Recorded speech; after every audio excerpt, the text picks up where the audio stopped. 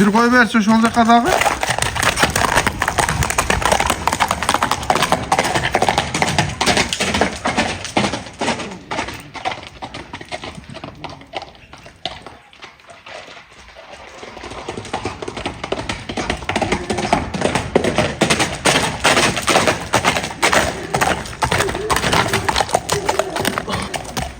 Assalamu alaikum tuğanlar. Nasılsınız? Abdülkadir dediniz atınızda. Abdülkadir akabizden atı malumatı berek. Жақшылап olup bayqap turabız.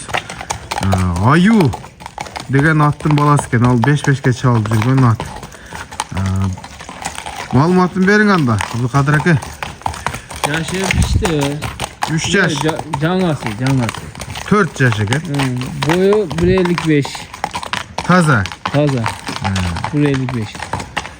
Ulağı endi yaxşı. Özü meni görüp çalıp alarım. Topu yaxşı, öte küçüğü var top. Çavulata o at ha? Az özümüzde tek ulağı var, çalıyor. Жаңы çavar eken de. Жаңы çalıyor. Barışları жақсы да, жүрегі тоғылген да аттың анда.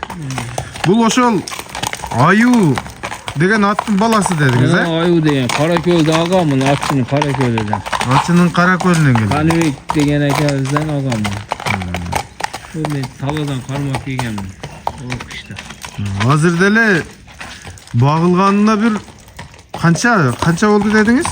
Olsa bir 20 Ekim'de cemiye bunu kadar talada yürüdüm. 200 ay mal bak. Talada жүрді. Бирок мындай курсак башы жакшы экен. Тугандар жоон экен мындай көшү. Ака колго кандай мындай жеп ичиши? Жепкени анча мынча адам тойгуза албайт. Бир пресс көрбөдүм дейт. Жебди эм катуу жейди. Кийин карагы өтө юваш. Кароого жоош. Өтө юваш. Жеп ичиши күчтүү дейт. Буту колунда эч кандай травма жокпу? Травмасы жок. Beri burçun.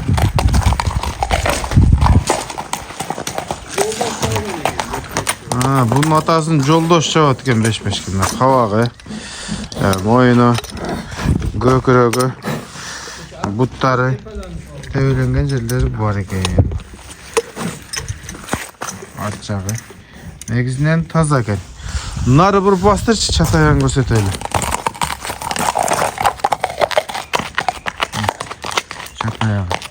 Негизинен көшү жакшы, анан жаңасыга бою дагы өтө жакшы экен.